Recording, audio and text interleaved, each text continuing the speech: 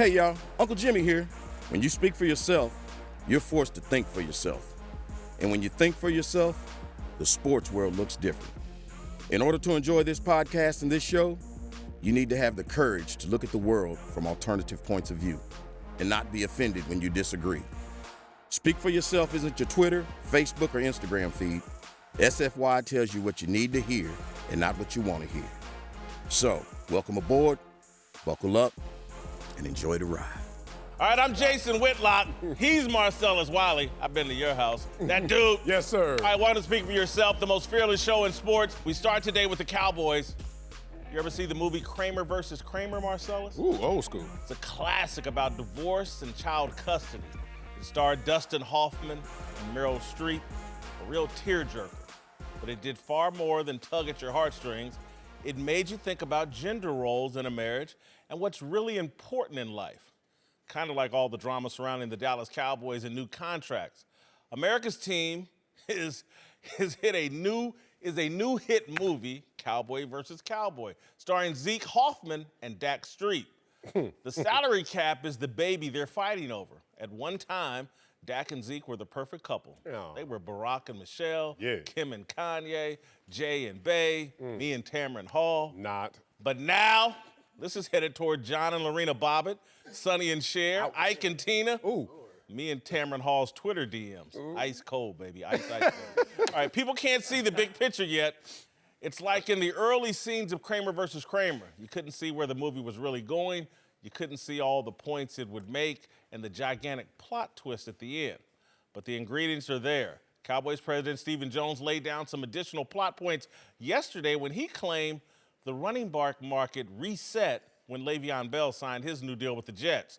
Jones's point is that Zeke should ignore the money Todd Gurley got and accept the fact that even after sitting out an entire season, Bell had to accept a lesser deal than Gurley's. Here's what Stephen Jones misses. Zeke has more leverage than Le'Veon. Bell's Pittsburgh holdout failed because Ben Roethlisberger can stand on his own 2 feet without Le'Veon Bell. The same cannot be said confidently of Dak Prescott. I've been repeating myself for the past month. Zeke is in a contract dispute with Dak, not Jerry or Stephen Jones. This is Cowboy versus Cowboy. Go look at the running backs playing alongside the $30 million quarterbacks. Can you name the running backs for these quarterbacks? Russell Wilson, Ben Roethlisberger, Aaron Rodgers, Carson Wentz, Matt Ryan? See, when they pay you $30 million, they're saying you don't need Ezekiel Elliott, Le'Veon Bell, Todd Gurley, or Melvin Gordon in the backfield. Does Dak need Zeke? Did Sonny need Cher? Did Ike need Tina? Ike. Did we or did we not find out at the conclusion of Kramer versus Kramer that little boy needed his daddy more than his mama? Dak Prescott is Meryl Streep. Zeke is going to hold out until Zach walks his ass into Jerry's office and admits he'll take $27 or $28 million a year so the Cowboys can pay Zeke what he's worth. I've seen this movie before. I know how it ends. All right, joining the desk now are Fox Sports NFL analyst Reggie Bush and TJ Houshmandzadeh. Marcellus, I'll start with you. Does Dak give Zeke more leverage than Le'Veon Bell had? No, not even close.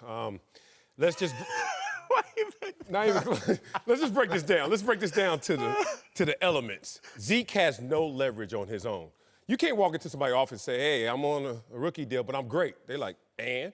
A lot of rookies out here great. Matter of fact, a guy who had his first year starting is the MVP of this league, and no new contract over there. So you can't walk in there just saying that, as Zeke has tried to say. That's why he doesn't have a contract. Now you try to pair him with Dak and say, well, Dak needs me. That's why I have leverage. To the tune of Le'Veon Bell? No.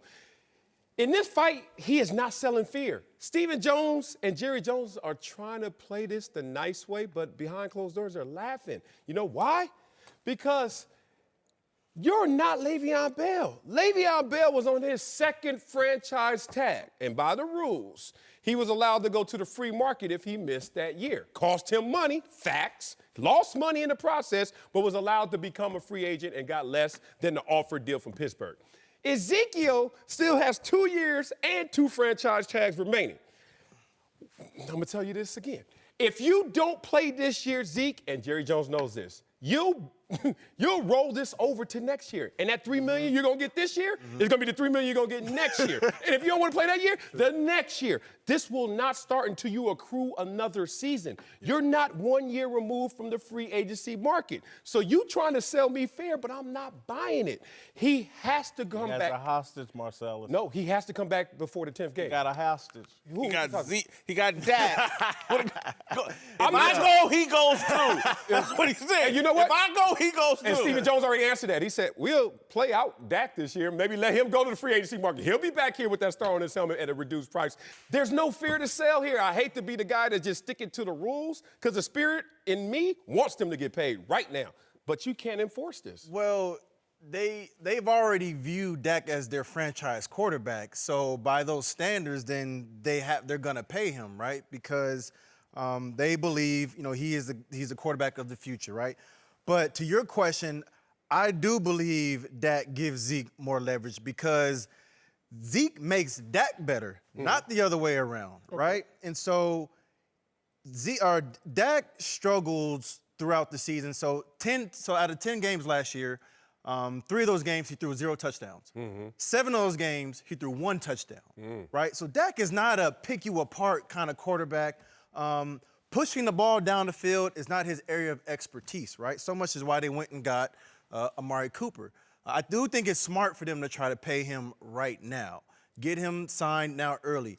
I don't think Zeke has a ton of leverage because, like you said, to your point, if you hold out this year, you're just gonna get that same money next year. Run it back. Right? And so him missing games is his only leverage, right? Like him withholding services, that's his only leverage in this play right now. And Dak not performing without it. Y'all know he has to come back before week 10 or the season doesn't count. I know. And that's Yeah, $3 we million know. this It year. only takes a couple of weeks for Dak to be Dak. Yeah. And for Dak to go, and- hey man, give this man his money. Let me I'm make- out here. My money's getting messed up. And let me make this point. They got a rookie play caller back there. What if this thing doesn't work out those first couple games? Because those first 3 games of the season are very winnable games. But what if right? it does? Like, Dak Prescott got to be the most disrespected player in the league, bro. By everybody. He gets no respect. If you look at, You're not giving him any? no, I'm going to give him some. How much? From the perspective of, we all talk about Zeke makes him better. This thing goes hand in hand. If that O-line ain't blocking, Zeke ain't getting nothing. If that O-line is not We've performing, seen Dak without Zeke, but go ahead. and last year, what was his record with Ezekiel Elliott before they got Amari Cooper? 3-4. When Amari Cooper got there, Dak Prescott went to work. But he went to work. The offense flows through Zeke. Zeke opens up everything for that pass game. They were 3-4 before they got Amari Cooper. Got it. Dak Prescott was completing 62% of his passes. He went above 70% with Amari Cooper. And so I'm gonna let you finish, but I want to answer you and Marcel. How you gonna let him finish and you ain't let him finish? I just want to know how that works. I'll finish later. Go ahead. I want to Let you get my finish. point in. You know what? Because you know what Dak is? Oh, He's that Christmas present you get that requires batteries. Oh, hell no. That's tomorrow. And you get on Christmas, and it's like, Mama, you didn't get the batteries. You gotta wait for the Ezekiel Elliott, Amari Cooper, the on batteries. the battery. He takes 2 batteries. Okay. He gotta have Dak. He gotta have Zeke and Amari. And again, you take the batteries away, and it ain't working. Struggle. And so to your point, because in the case of Big Ben and Le'Veon Bell, Big Ben can still win games and produce without Le'Veon. But you and gotta they just think replaced him about with this, James though. Conner. You can plug it in. That's a bad. DCAC. That's a bad comparison. Big It is. because Thank you. Big Ben has established himself. Dak Prescott is going into his 4th year. TJ. Big Ben was established. Respond to my point. Big Ben has his money I ran already. through the $30 million quarterback. Yeah. Name who's Russell Wilson's running back? Thank you. I'm not. That's one point. Who's Aaron NFL Rodgers? insider. No, I can tell you. Who's Aaron Rodgers running I can back? tell All of them. I can tell you Russell Wilson Rodgers has is the Chris running back Carson and the quarterback. and Rashad Penny. I can tell you the run, Guys but that- no namers right now. The $30 million quarterbacks, Matt Ryan has Devontae Freeman, who kind of fell off. But again, Devontae Freeman is friends, nice. top Nice. 4. Still He's nice. nice. Yeah, I yeah. get him. B. But the $30 million quarterbacks, the ways the system sets up, you don't get Zeke. You don't get Le'Veon Bell. Right. You don't get Todd Gurley. Yeah. And so when you give this man $30 million, you say he don't need batteries. But the Cowboys, This have man a needs batteries. luxury. You can't fault the Cowboys for drafting well and then I'm trading not for. faulting them. I'm saying Dak has to be realistic. He does. I need batteries. Yeah. And so the games that need batteries cost a little less than the games that don't need There's batteries. how many quarterbacks?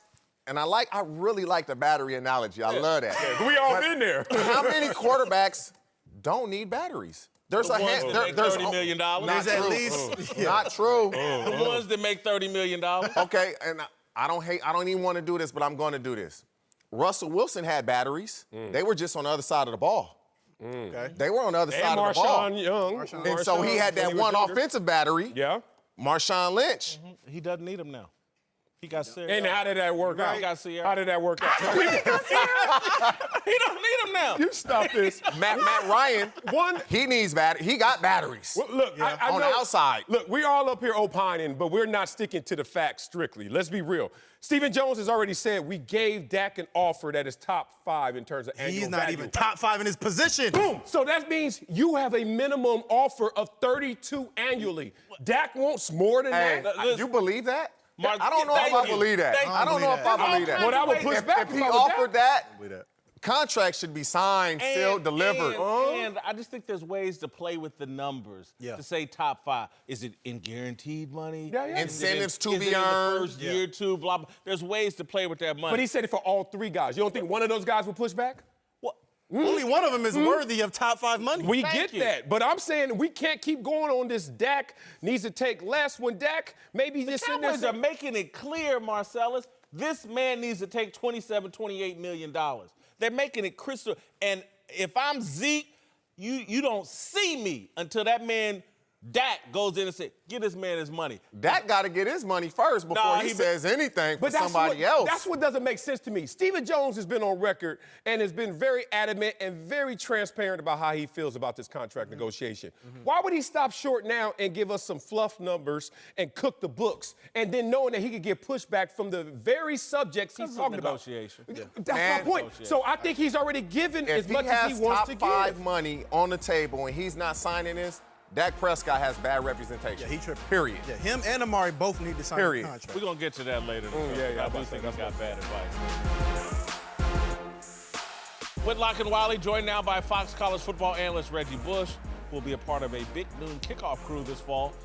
And Darnell's here to keep an eye on social media for us. All right, time now for a big story. Let's move to Jim Harbaugh, who has never shied away from pulling stunts and antics to further his career, but doesn't appear to be a huge fan of players looking out for their own futures. On Pardon My Take podcast this week, Harbaugh didn't hold back when asked if the trend of players skipping bowl games was bad for the sport.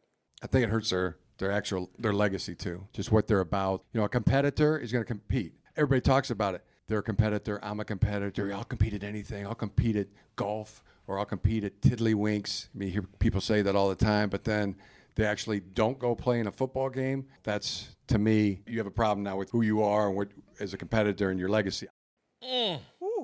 Strong words from Jim Harbaugh. Words right there. I don't agree with him, but I'll ask you. You agree with Harbaugh here? No, not at all. And I don't think they're strong. I think they're really weak. I think it's psych job recruiting. I think that's not how you should come at a youngster when he's still in the amateur phase of his career with hopes and aspirations of going to the professional level and truly cashing in on his talents, to tell that guy that it's about the people that you don't know that root for you that are going to now judge you differently. Yeah. The priority is you, the kid. Second is you, the coach, and the program. And I understand he has now put the program and his own self-interest in front of that same kid. And I'm talking to the Devin Bushes and the Rashawn Garys and so many other guys who've done it before, but his guys in particular. He says he respects it, but then when you come and circle back with these comments, how much do you truly respect it? Yeah. You allowed it to happen, but respect it, you fall short of that. So I don't like that, because I've been in that position before. I've seen so many guys in that position before. And what you need is transparency. You need someone who could take this situation, which is a tough choice. It's a dilemma. Guys don't want to tap out, but they're like, my option is greater if I do. And then now you're going to cloud that same choice for those same youngsters? Yeah. I totally disagree with it. Yeah, I disagree with it as well. And partly because these universities, they don't care about you, right? They will sell you on this, we're a family, this is, you're one of us. But the ultimate goal is they want to make money off, as much money as they can off the players, and then it's a cycle, right? And so, to me, a player is trying to get to the next level. He's trying to put himself in position so that he can, make the right money in the NFL. You got coaches that are making millions. Universities making hundreds of millions. You got assistant coaches making hundreds of thousands, some millions. And so these players, for 3 or 4 years, have been trying to get to that point, right? And I understand that, Michigan had this 41-17 butt whooping, which is probably partly due to why he made these comments, because Devin Bush didn't play, Rashawn Gary didn't play. We can just start right there. Those were Michigan's, some of their best players on the team. Yeah. And so I understand where Coach is coming from. He kind of maybe feels like it's an attack on him or his brother. But at the end of the day, these players are trying to get to the next level, and that's the ultimate goal of the college system. Prepare your players to get to the next level. They won't be playing in the toilet bowl. Nobody want to play in the toilet bowl. And that's why they need to expand the college playoff. When you only got 4 teams, this is going to continue to happen. Well, I do think it's going to cause the expansion of the playoffs, which I think is unfortunate. But Jim Harbaugh and I are around the same age. He was at Michigan when I was at Ball State, and it bothers me that guys with as much experience as we have, and he has even more because his dad was a college coach, he has seen this game change. Yeah. We used to play 11 games. Yeah. And now these kids are playing 14 and 15 games, Yeah. all in pursuit of money. And these conferences have expanded. The conference schedule has expanded. He's seen all the money flood into the sport. He's seen when he was at Michigan, Bo Schembechler, I think, made around $175,000 to $200,000 as the head coach, and he's sitting there making $10 million a year. Right. He's seen the explosion of money and what it's done to coaches, and how the game is changing, how more and more are being asked to the kids, and when the kids finally push back. Yeah. And start saying, you know what? I don't need to play this 13th game. Right. Jim used to play 10 or 11. Yeah. And they tell me it's so dangerous and CTE, but you want me to play more and more and more. I just don't understand how you can have that breadth of knowledge that Jim should have, and I know he has, and make these comments. Yeah, and I think when I played in college, I think I would have agreed with this statement because it was a different era, right? You just brought that up. It's a different era, right? Like, I can't parent my children the way I was parented because it's a different era. Things have changed. The world has evolved. We got social media now. We got a lot of different other moving parts to this. And so I love the fact that these young kids are taking ownership and saying, you know what, I got to get ready for the league, because that's the ultimate goal here, is to get them ready for the next level. And so by a coach saying this, I think he's more taking it as an attack on himself. Maybe because, again, going back to the loss that they had in the bowl game, but also some of these bowl games, they don't mean nothing. They literally don't mean anything at all. The whole proliferation of bowl games. In our day, there was just a handful. Right. You know what? It's funny. It means something to Jim Harbaugh. Let's just be real. Like Jim Harbaugh, biggest star in that conference right now because Urban Meyer's gone, but they couldn't beat Ohio State. So you go into this bowl game with your stars now sidelined, and you're like, this means something for me. That last taste for this season has to be a good one going to the offseason in terms of recruiting. And Jim Harbaugh's been around the game so long, he remembers in 03. Y'all remember Willis McGahee went out there in the Fiesta Bowl and tore his knee up? Tore it all up. No, never was the same. Now, he was still good to great, but he was never the same. And these players have learned from that, including the influx of the money and the attention. And these guys are first rounders. We're talking about top 12 players right here in those two. And he wants them to go out there and play, as you say, in the toilet bowl. Risk it. In the toilet bowl. Makes no sense. I ain't playing. All right, Darnell, did we miss anything? Yeah, man. So we all know that ever since Harbaugh took over the team, Michigan hasn't been able to win the biggest game on their schedule, The Ohio State University. Twitter's already saying that if Harbaugh doesn't win this year, he should be fired. So I'm going to ask you guys, has Jim Harbaugh been a disappointment so far? That's a good question. I think that's a good question because there's a difference between a failure and a disappointment. Disappointment is about expectations. And based on expectations, he's been a bit disappointing, yes. Nah, I think he's been just fine for this conference, just fine for Michigan. Look, Michigan had their lows. And, you know, they had bumps here and there, Lloyd Carr, et cetera, but he came back. There was a Harbaugh watch. Y'all remember that, right? Because I broke that story. I'm the one that told. Got in trouble. Whatever. Adam Schefter, take it and run with it. But anyway, the thing is, when he landed, he became the star of that conference. Urban Meyer there, him. Now Urban's gone. He's the one that's keeping Big 10, Big 12 back up. So you got to respect that Urban Meyer's gone. It's all about Harbaugh, and he's giving them that juice for that franchise. At the end of the day, you got to beat Ohio State. I hear If you. you don't beat Ohio State without our colleague, then it's a disappointment. Well, that's this year then. This is going to be the first This time. year? Look, But they've he couldn't beat expected him before? Yeah, What- they've I know. expected I'm him saying- to have them in the national title hunt instantly, and it hasn't happened. It has Not to even, happen. not even That's the close. expectation. All right. Well, 2 of the slots already taken with Coming Clemson up. and Alabama. Damn it. All right, Reggie Bush, TJ Hushmanzada are back, but now it's time for Darnell's question of the day. What you got, big dude? Yes, sir. So this 8-year-old football player in Georgia named Deshaun Morris, a.k.a. Flash, has been all over social media with these amazing highlights. Last season, he scored 43 touchdowns and led his youth football team to a national title. But what's even more interesting than his on-field work is his training.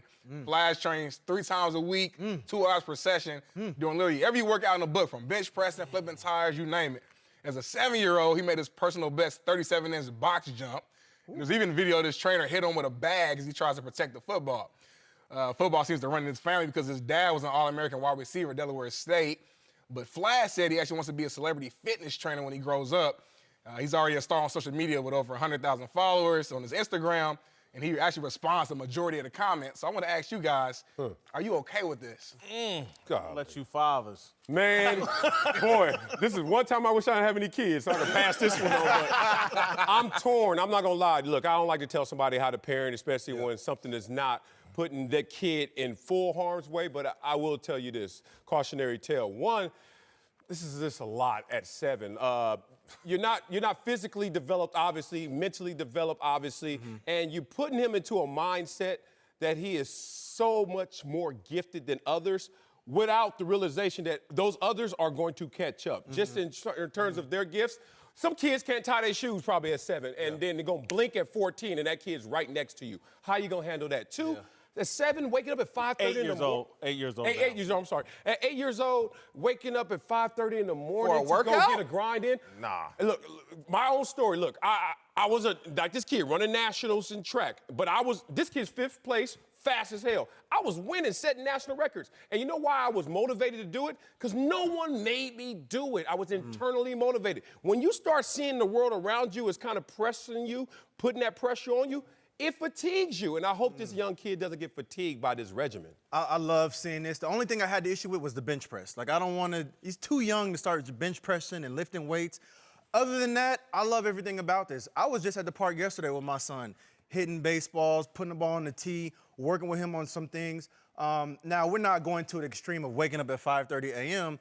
Because my son would be a nightmare at that time. But I do love the fact of seeing this young kid working hard, because I do truly believe you're never too young to find your passion and to understand what your passion is. I found my passion at 9 years old. So one more, I was a year older than him when I found football. And so for me, I feel like, and the fact that his dad is coaching him, that's going to develop such a strong bond. We have enough fathers out here who are not in their kids' lives. And so I love seeing this right here. I think it's somewhere in between. I think it's a bit much. I have a son, and I'm going to work with him. Yeah. And we going to work. But I'm not waking him up at 5:30. Yeah. If he tells me he doesn't want to do it, that's okay. And I think the fact that his daddy was a college football player, and maybe his career did or did not go the way he would have liked, is he living through his son somewhat by doing all of this. And as you get older, it's gonna be times where he does not want to work out. Are you gonna force him to work? When he doesn't work out, is it okay where I don't want to work out today, Dad? Okay, that's cool. We know you working out today. And so that's a slippery slope where you force him to do things because he will resent it. It's a fine line. The fact that his dad is in his life is great, but you don't want to overdo it at an early age. Yeah, I'm not a parent.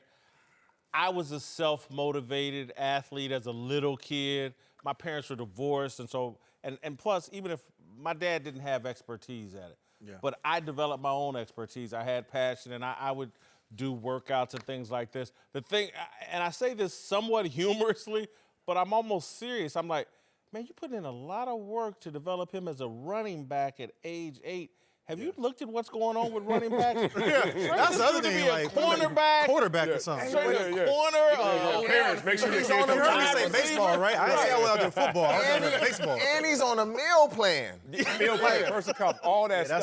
That's a little crazy. The worst part about this for me is twofold. Look, you got a regimen, and that could be pressure enough because there's days when you want to tap out and you got a regimen, so dad is like, you don't really want it. But 2, how much of his motivation is the relationship with dad?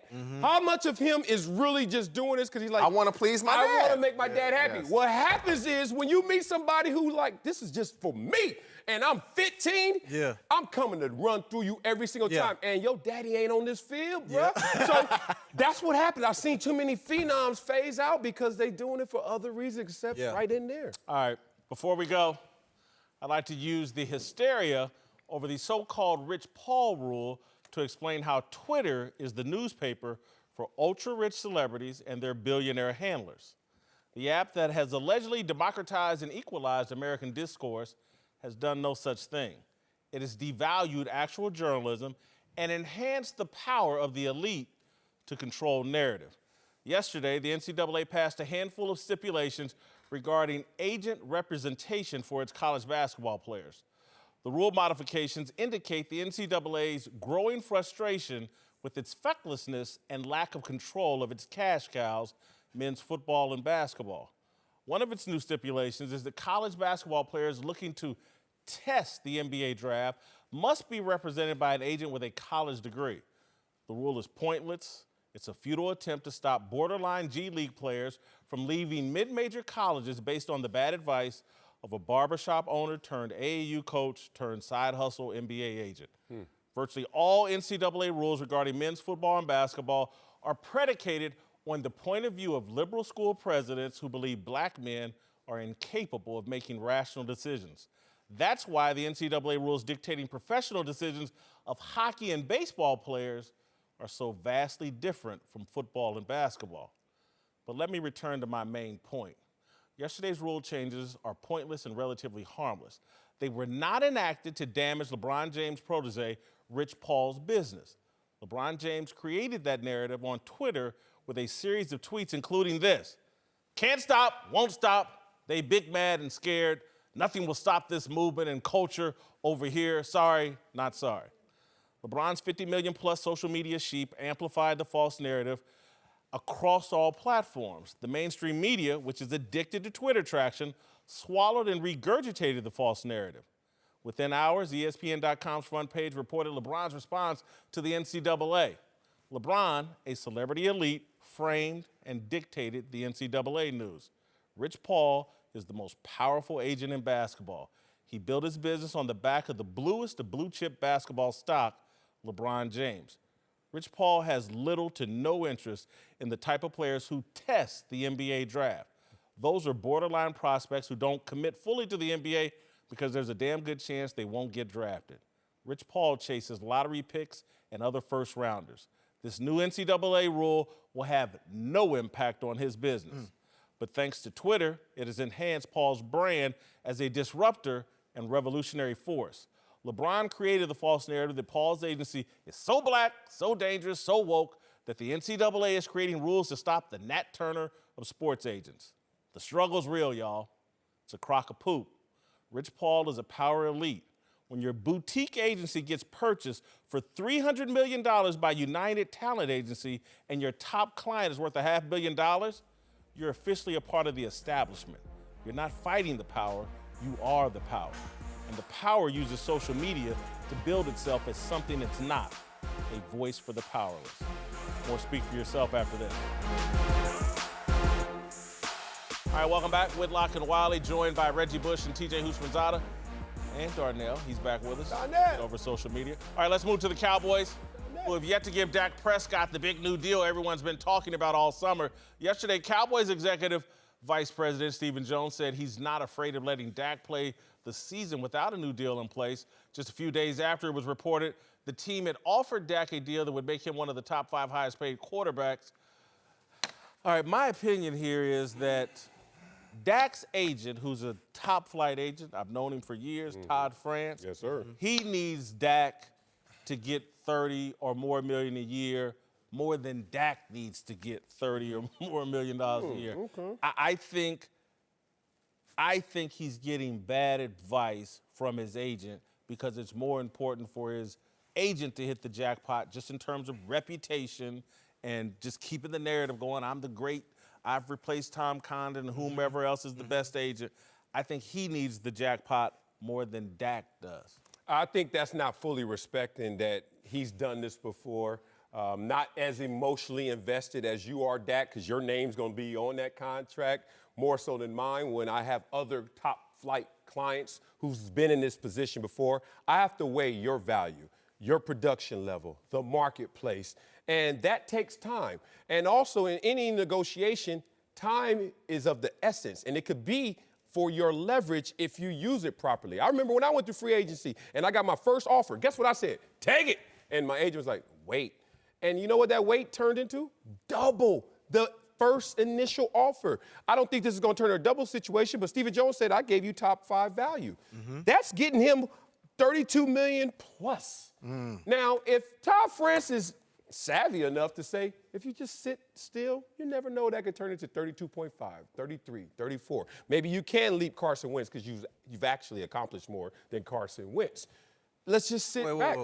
What do you call He said it. That's true. I said that's true. That is. Oh, we ain't gonna do this, more than Reggie. Carson Wentz? Yes, he Yeah. has. Now, I didn't say the Eagles. I said Carson Wentz. But who won the Super Bowl, though? No, Carson Wentz ain't winning. He got him Anybody there. He got a ring. He got him there. No, Nick Foles got him there. No, I'm about to say winning the playoffs gets you there, but I'm gonna let that live. Okay, all right, But all the right. point is, maybe they're just sitting back and wait. Remember last year this time, Aaron Rodgers signed his big deal August 30th, before the season starts, before the injuries could really take toll, before your production could wane. I think they're just saying sit back. We already got 32 on the table. Let's just see if we get a little more. Listen, if he don't take this deal, top 5 money, I think he's getting bad advice because he's not even top 5 in his position, right? And it's debatable if he's even top 15, right? No, that's not. Oh, that's so I got disrespectful. 13 QBs right here. I can ramble You them off just for you said right 15, now. so maybe he fall at 14. You see what I'm saying? I said it's debatable. It's debatable. Right. But All right. if you are getting top 5 money when you're not even putting up top 5 numbers, you should take that deal. Especially, listen, everybody talks about how much they want to be Tom Brady, right? All the young quarterbacks, they want to win championships, they want to do this and that. But not everybody's willing to be, not everybody's willing to be as unselfish as Tom Brady, right? When it comes time to sign that contract, right? How are you going to be able to pay other people around you? Because Dak, like we talked about earlier, he needs other pieces around him. He's not like Aaron Rodgers and Drew Brees and Ben Roethlisberger where he can get production and points without the weapons around him. He needs weapons around him. So to me, if he don't take this deal that's putting him top 5 category, that's a mistake. I mean, we all need weapons. Drew Brees, he had Reggie Bush, Mike Thomas, Jimmy Graham, Alvin Kamara. He had weapons around him. Too. So He's the weapons. And Greg Jennings, Donald Driver, Jordy Nelson, Jermichael Finn, weapons around him. Okay. So everybody needs help. If, as reported, he's getting offered top 5 quarterback pay, it's bad advice. If he's been offered top 5 at his position and he hasn't signed, it's bad advice. Now, if he can do Marcellus things, okay, let's just wait this thing out and see if I can get a little more. They all want to be Brady, but people forget when Brady signed his first deal, Brady was a 6th-round pick. He didn't take a discount. No. He got paid. Yeah. And then he took a discount. You get paid first, Right. and then you take discounts after that. When you're a 4th-round pick, as Dak Prescott was, you don't take discounts until you get your money. Now, like I just said, if he's been Is this a offered discount? top 5 Is pay, you got to take it. You got to take it. Because your Is this advice, really a discount? What if your advice is consistent to him? Remember when the reports was Dak was in the low to mid 20s. Todd France obviously has bumped that up to where Stephen Jones is saying this is a top 5 contract. So now we at 32. How do you know there's not more toothpaste in that tube? I'm saying Why would you just Why you stop gotta right have there? all the toothpaste? Do you need more? Can't you just brush your teeth with a little bit of toothpaste? Do you gotta That's have the it all? problem. You gotta use more. Man, are you kidding me? Have y'all ever sat there at that negotiation table and you know someone, whether it's the advisor or yourself's like, there's a little more here. Why would you get up in that moment? Insecurity? What is Dak getting up for? Well, See, insecurity can work two ways. If you don't really believe that you are the man, you definitely want it all right now. Mm-hmm. But if I really believe, if I'm 25, like I think Dak's 25, 26, and I believe I'm the man, I'm like, okay, give me that 28, 29, and I guarantee you in 2-3 years, I'm going to be right back here, and I'm going to be the highest. No way. Re-up for more money. Say what you said and internalize it. I'm the man. Jason Whitlock, you the man. You the best to do it. You taking less? Yeah. Boy, stop. But never.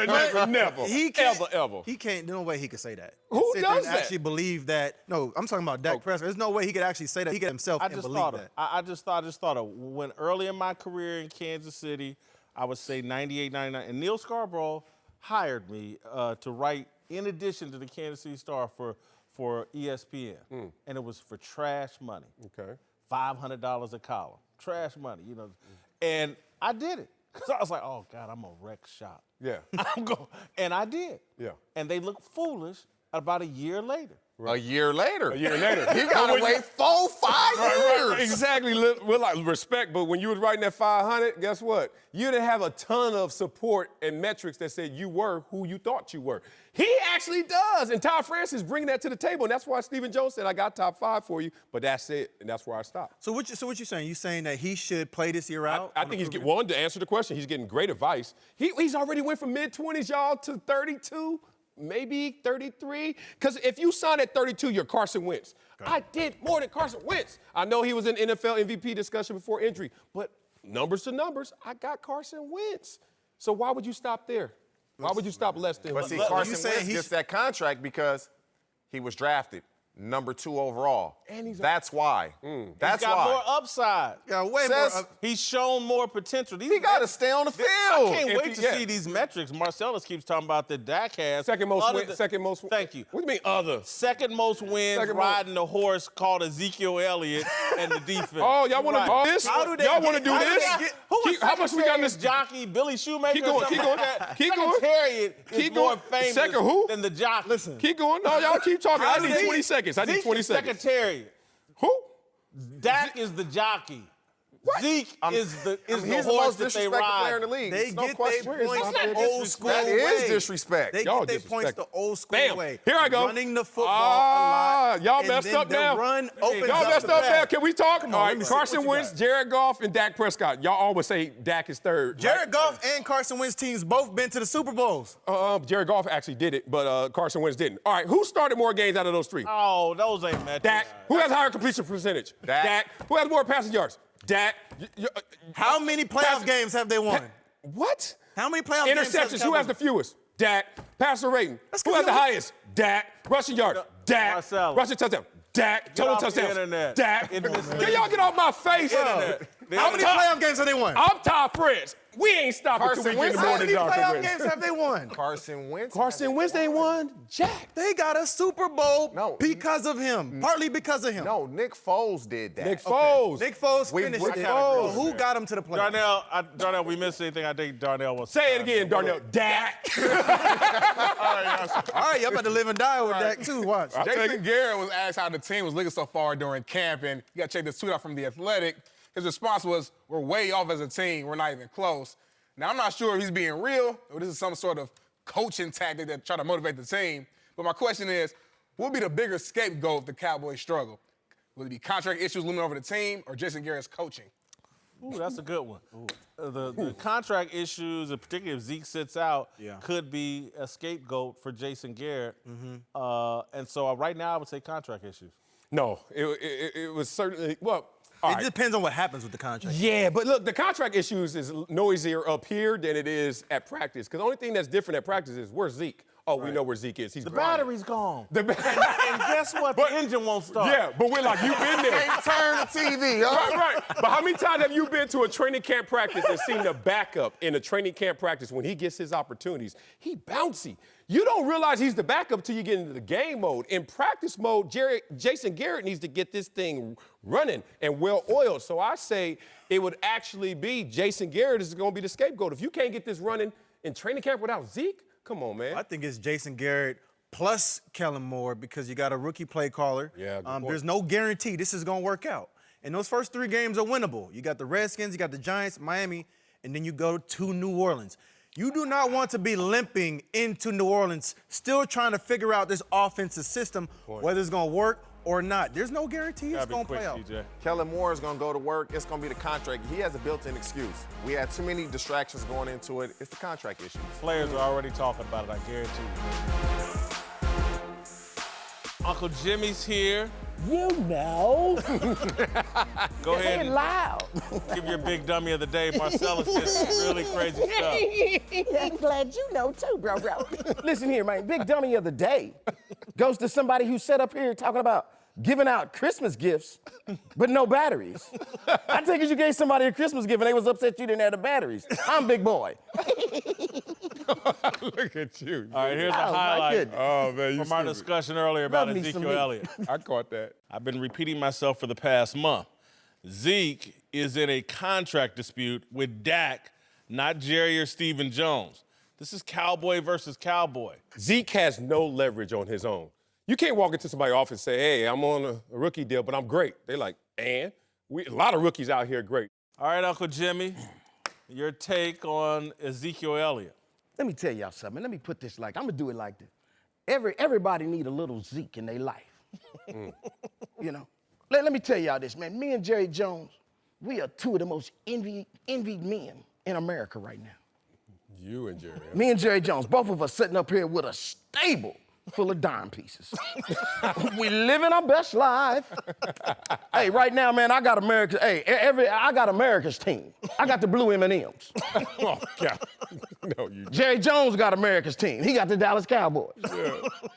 Oh, God. See, you know, Jerry's a player. You know what I'm saying? I'm just saying how Jerry do. Me and Jerry, Jerry ain't gonna marry nobody. You understand what I'm saying? Look, Dak, Amari, Zeke, they all out there competing for Jerry's affection. Thinking he gonna marry one of them. Hey, Jerry ain't impressed. Come on, man. Jerry done had Troy, Emmett, Michael. Man, he ain't impressed by these modern day Thoughtalinas. You heard me? I did. Hey, look at it like this. Hey, man, Dak, that's your wholesome girl next door. Sweet Polly purebred, saving her chastity for marriage. That's Dak. Amari's a widow with a child. fooling around with the Raiders. Raiders knocked him up with a kid and died. And Jerry Jones is a Mason, so you know he's a Mason. We take care of widows and kids. And then you know every man need that freak. That's Zeke. Excuse me. Everybody need that Zeke in their life. You know who Zeke is? Hey, Zeke that one to make your toes curl. You know what I'm saying? Zeke got that good. You know what I'm saying? Zeke that one to make you don't say, Zeke make you say, oh, we. You know, that's Zeke. Put your mama on the phone.